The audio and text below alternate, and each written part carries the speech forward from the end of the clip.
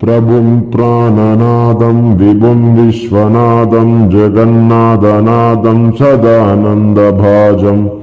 भवद्भव्यभूतेश्वरं भूतनादं शिवं शङ्करं शम्भुमीशान्यमीडे गले रुण्डमालं तनौ सर्पजालं महाकालकालं गणेशादिपालं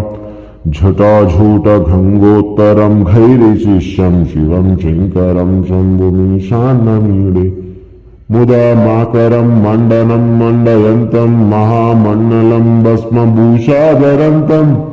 अनादिव्यपारं महामोहमारं शिवं शङ्करं शम्भुमीशान्यमीडे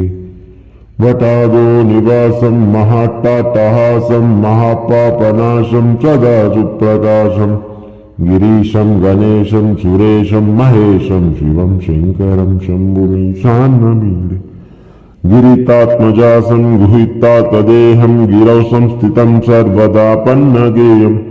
पराब्रह्म ब्रह्मादिभिर्वान्द्यमानं शिवं शङ्करं शम्भुमीशान्यमीडे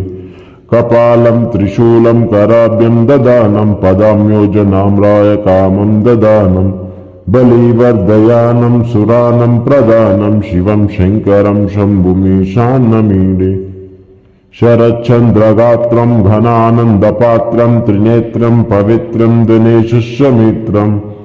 अपर्णाकलत्रं सदा सच्चरित्रं शिवं शङ्करं शम्भुमीशान्यमीडे हरं सर्पहारं चिताभूविहारं भवं वेदसारं सदा निर्विकारं श्मशाने वसन्तं मनोजन्मान्तं शिवं शङ्करं शम्भुमीशान्यमीडे स्वयं या प्रभाते नरस्यूलपाने पटिस्तोत्नरत्नं त्र्यप्राप्नरत्नं सुपुत्रं सुधन्यं सुमित्रं कलत्रं विचित्रैः समाराध्य मोक्षं प्रयाते शिवं शङ्करं शम्भुमीशान्यमीडे।